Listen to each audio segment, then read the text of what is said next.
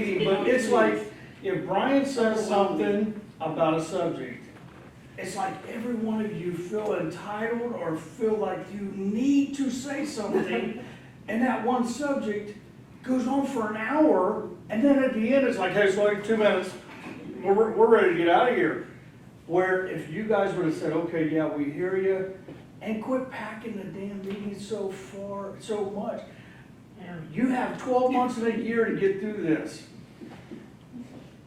We need to get back to where 3 hours, 4 hours is too long for a council meeting. Let's spread it out. Let's quit trying to do everything at one time. And I suggest the manager's report goes first. If Hostway or you feel that you need us there, we're all willing, but to be honest with you, man, after that, I don't wanna sit in here and listen to all you guys say the same damn thing for 30 minutes apiece and then be done. I mean, tell me if I'm wrong, No, I'm guys. not going with John Hagan, I'm gonna say the same thing. I think his opportunity to speak speaks to our work, what we've done in the last 2 weeks or however long between meetings.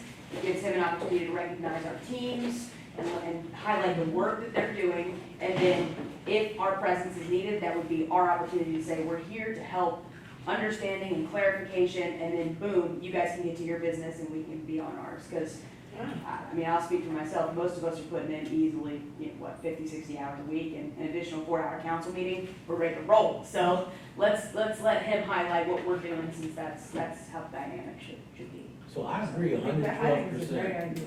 But the problem is, and this is the thing, we've discussed it because y'all rules and procedures and manager's report comes last, and it's never been changed, even though every year it comes up. The reason why, because aspirationally, you always go into that saying, we're gonna do it, man, we got it, 2-hour meetings, we know and we understand, and we're doing it.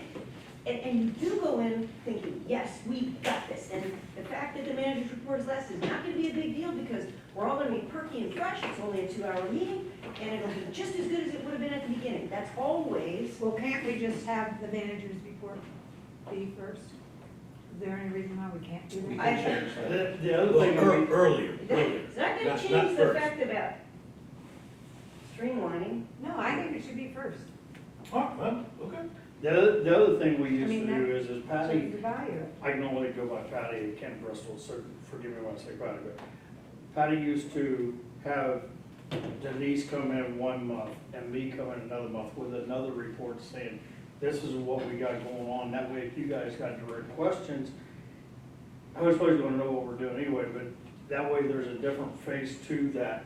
Matt has finance as 1 page, and if Paige has something that she wants to do a special report on and bring you guys' attention to It's it, like a commission. man, it's like how on. we do It's like commission quarterly. reporting.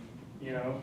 Postway can handle the manager's report 95% of the time, but maybe once a quarter, we all come in and say, here's what my team, or here's what our team has done. Mhm. Pictures are worth 1,000 words, and if I show you a picture of the pool, get from 14 to 2022, you'd be like, holy shit. Mhm. That's what the community needs to see. They don't need to see that we replaced the 12-horse motor and da-da-da-da. They need to see pictures of the skate park before, the skate park after.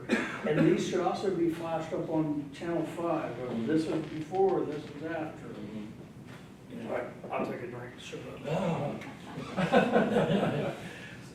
Okay, well, good, and so Judy, let's put on the agenda, for the next meeting, because I think we have to change our document, right? Our rules and procedures, okay, before we forget that. So we got 30 minutes left. Okay. So next up is Paige. Yep, sure. I won't take up too much time. I've given you guys handouts so that you can see the specifics and read that at your leisure, but I will highlight the big overhanging goals for public safety for 2022.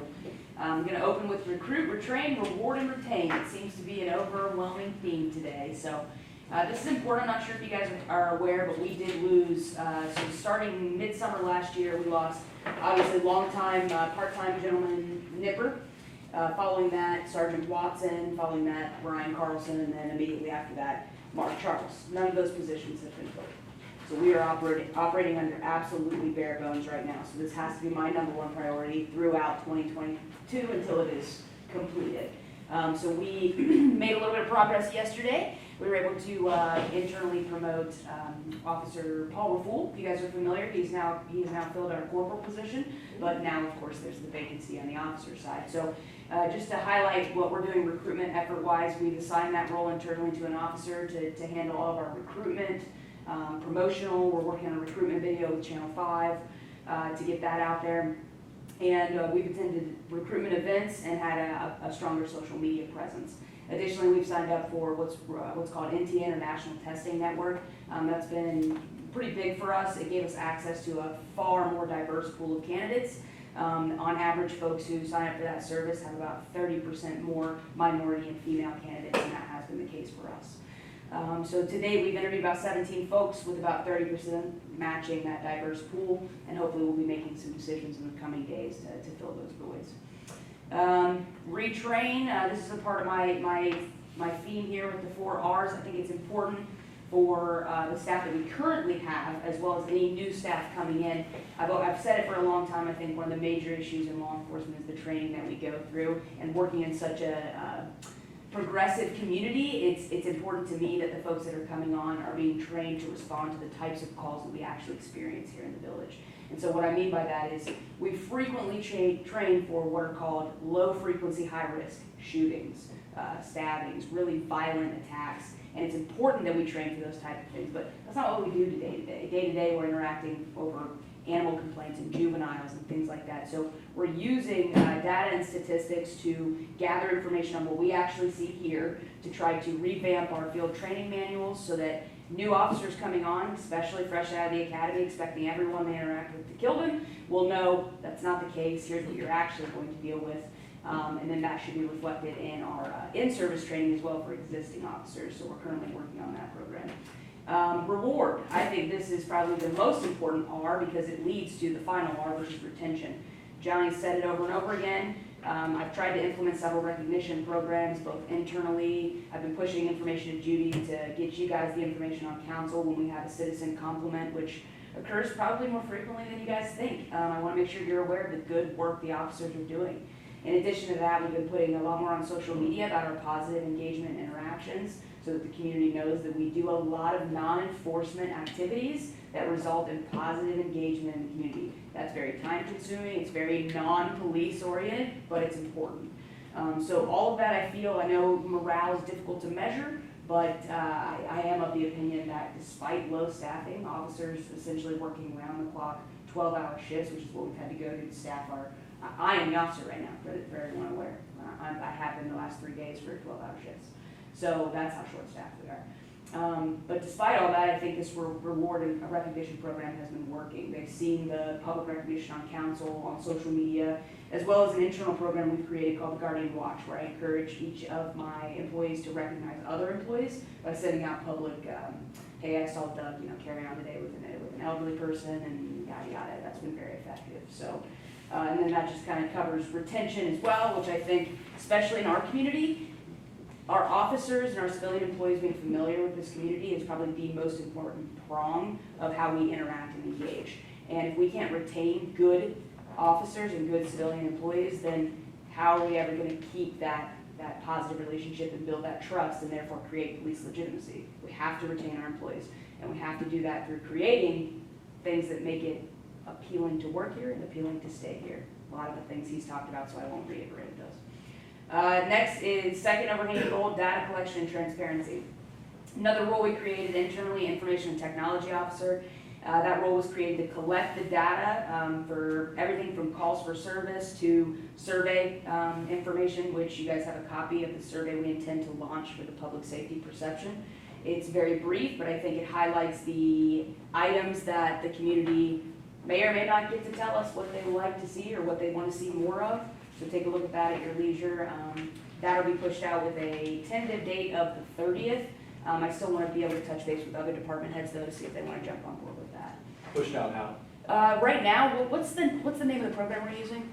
Hyperreach. Hyperreach. Oh, is it the Hyperreach? I thought it was the something with the phone.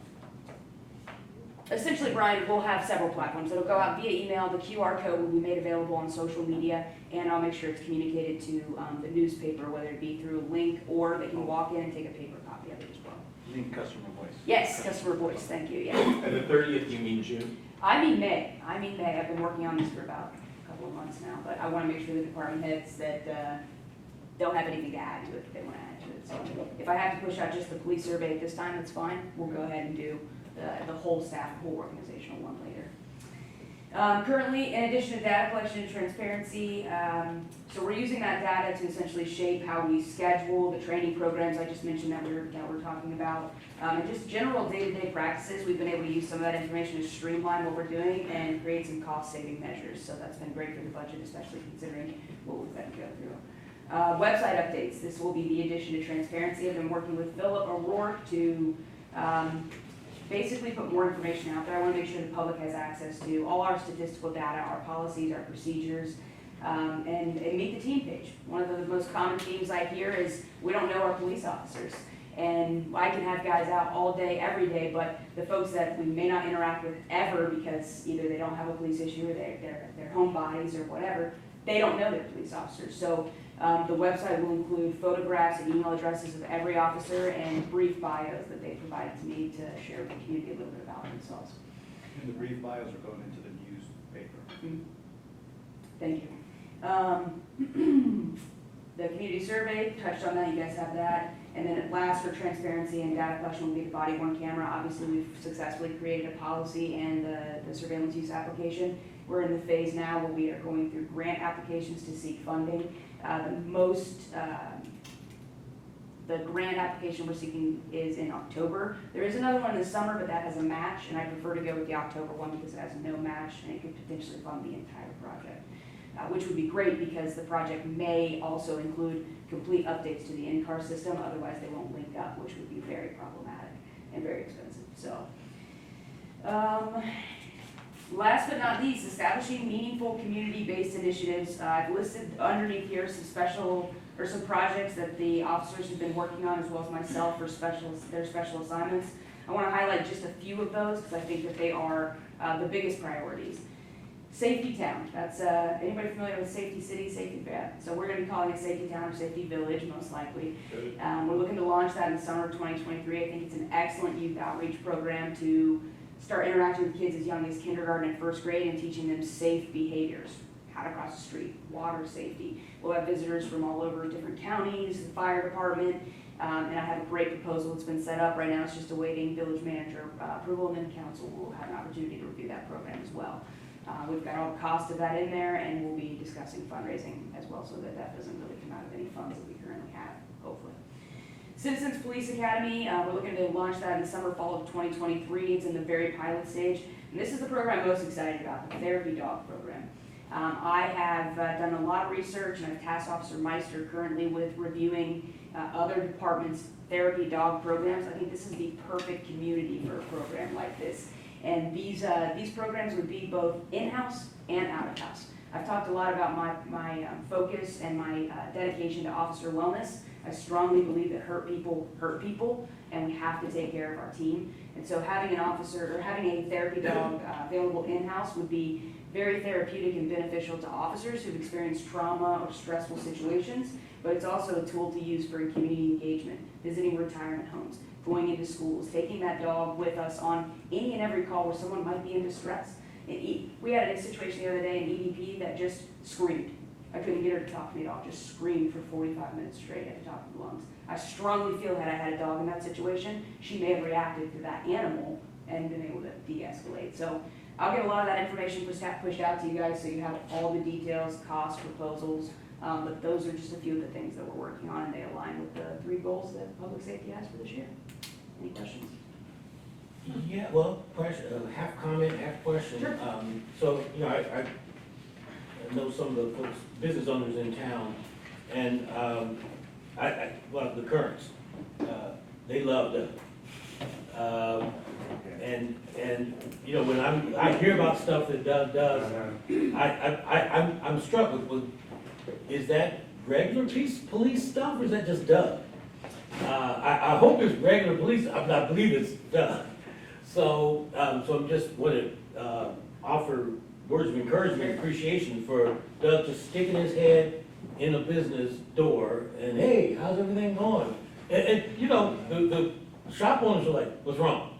And he's like, no, I'm just, is everything okay? Can I do anything? And then he's gone. Mhm. And so I'm concerned about, a question I have in my mind is, how consistent is that type of activity from a policy perspective?